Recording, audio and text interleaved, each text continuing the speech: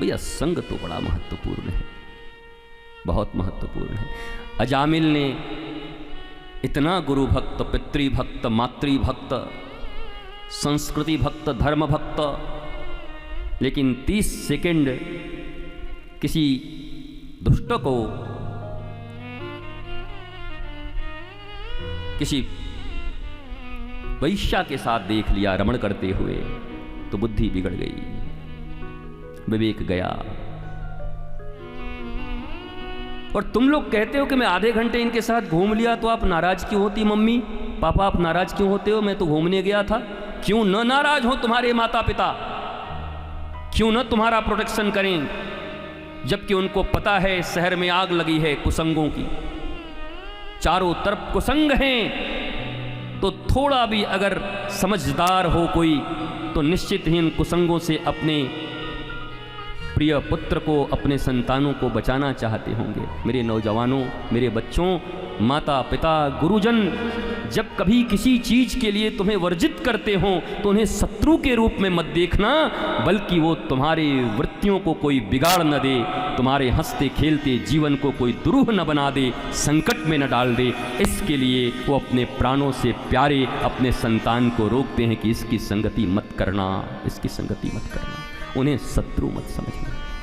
तुम माता पिता को ही शत्रु समझते हो, तुम गुरु को ही शत्रु समझते हो, तुम गुरुजनों को ही शत्रु समझते हो। आज सौभरी ऋषि जल के अंदर गए, पर वहां मछली को देख करके इनके हृदय में, मन में रमण करने की इच्छा हो गई। अब ये तो देखो सब लीला ही है, क्योंकि शास्त्र भी सुनने का अधिकार उन्हीं को है जो तत्वतः भगवान को और ऋषि को जान गए हैं। तत्व जिनका मजबूत नहीं, उनको लीला में खोट नजर आएगी, उनको लीला में पता नहीं क्या क्या वो दर्शन करके चले जाएंगे। और ऐसे लोग हैं, तुम्बरु नाम का वो गंधर्व, भगवान शंकर अपनी बाई जंघा पर पार्वती जी को बिठा करके तंत्र का उपदेश कर रहे हैं। बड़े बड़े ऋषि और नारद इत्यादि भी वहां बैठे हुए थे।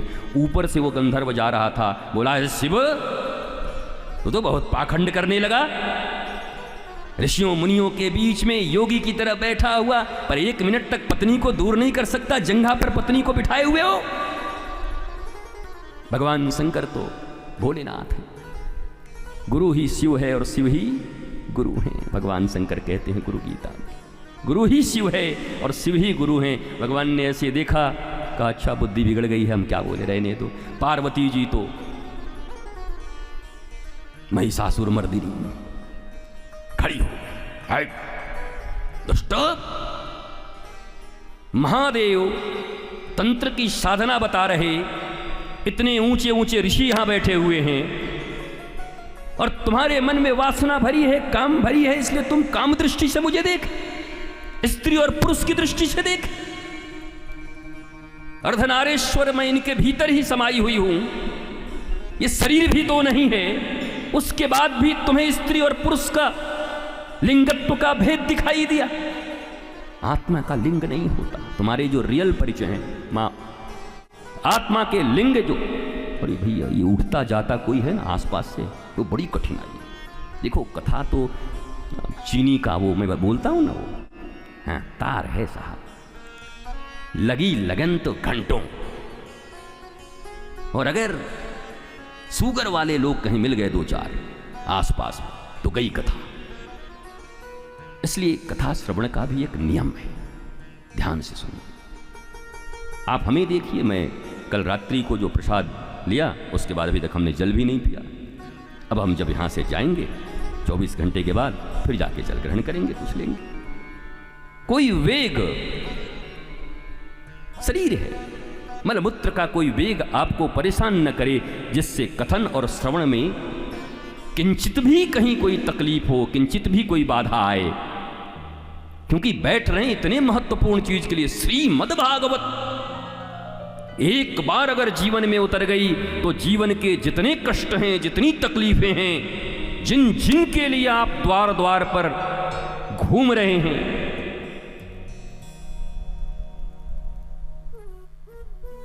ये मन रूपी कुत्ता, कबीरदास कहते हैं कि द्वार द्वार घूम रहा है। ये मन रूपी कुत्ता द्वार द्वार घूम रहा है। पर दर दर दूर दूर होए, और हर दर पे दूर दूर आते रहे लोग, दूर दूर दूर दूर दूर दूर दूर दूर दूर। और एक बार जो गुरु चरण गहे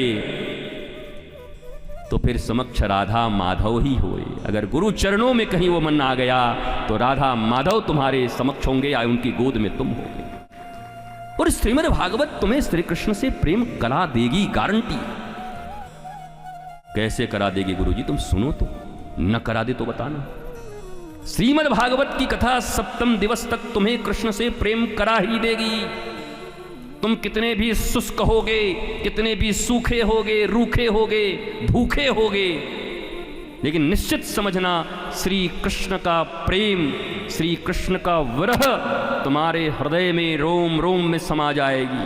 भैया सुनने की तो बात छोड़ो, अगर श्रीमद् भागवत का निमंत्रण किसी को मिल गया तो उसके विषय में कहते हैं कि अगर श्रीमद् भागवत सुनने का संकल्प किसी ने कर लिया कि सुनूंगा, बोलता उसी समय हमारा टेढ़ी टांग वाला कन्हैया उनके हृदय में घुस जाता है। बोतल में टेढ़ा टांग वाला आदमी घुस जाए फिर निकलना बड़ा कठिन होता है। एक बार मन के अंदर घुस गया तो फिर निकलता नहीं ठाकुर। केवल सुनने का संकल्प मात्र जिसने ले लिया, और हम तो सुन रहे हैं, संकल्प तो छोड़ो, सुन रहे हैं।